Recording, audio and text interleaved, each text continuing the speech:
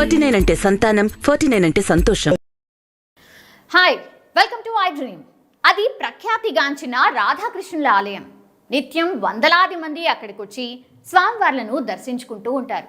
అయితే కొన్నేళ్ల కిందట ఆ ఆలయంలోని ఆభరణాలు చోరీకి గురయ్యాయి. మళ్ళీ 9 ఏళ్ల తర్వాత ఆ నగలు గుడి ముందు ప్రత్యక్షమయ్యాయి. దేవుడి ఆభరణాలతో పాటు క్షమాపణలు చెప్తూ ఓ లేఖతో పాటుగా జరిమానాగా 300 రూపాయలు అక్కడ పెట్టి వెళ్ళిపోయాడు ఓ దొంగ. వాటిని చూసిన ఆలయ అర్చకులు ఆశ్చర్యానికి లోనయ్యారు. అంతా మర్చిపోయిన సమయంలో మళ్ళీ అవి స్వామి చింతకు చేరడంతో అర్చకులతో పాటు గ్రామస్తులు హర్షం వ్యక్తం చేస్తున్నారు. ఇంతకీ ఈ ఘటన ఎక్కడ జరిగింది? ఆ దొంగ ఎవరు? ఎందుకు అలా చేశాడు? ఆ లేఖలో ఏముందో తెలుసుకోవాలంటే ఈ స్టోరీ చూడాల్సిందే.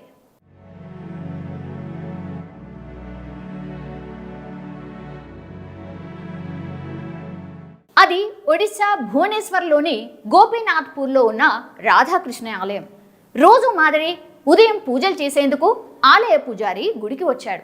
ఆ పూజారికి అక్కడ ఆభరణాలు కనిపించాయి.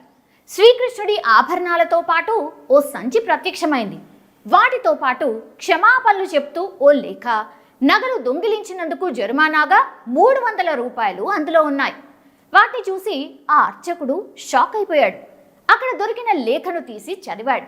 ఈ ఘటన స్థానికంగా అందరినీ ఆశ్చర్యానికి గురిచేసింది.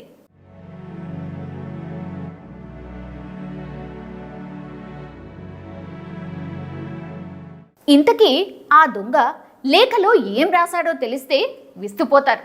తాను ఇటీవలే భగవద్గీత చదివానని, తాను చేసింది తప్పు అని తెలుసుకుని లక్షల రూపాయల విలువైన ఆభరణాలను వెనక్కి ఇచ్చేస్తున్నట్టు ఆ ఉత్తరంలో రాశాడు.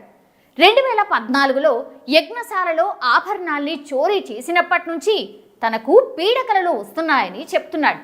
వాటితో పాటు అనేక సమస్యలు తనను చుట్టుముట్టినట్టు లేఖలో వెల్లడించాడు.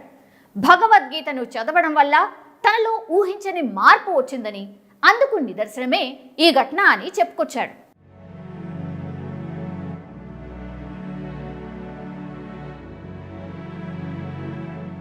దొంగతనానికి గురైన దేవుడి ఆభరణాలు తిరిగి దొరకడంతో గ్రామస్తులు అంతా సంతోషంగా ఉన్నారు.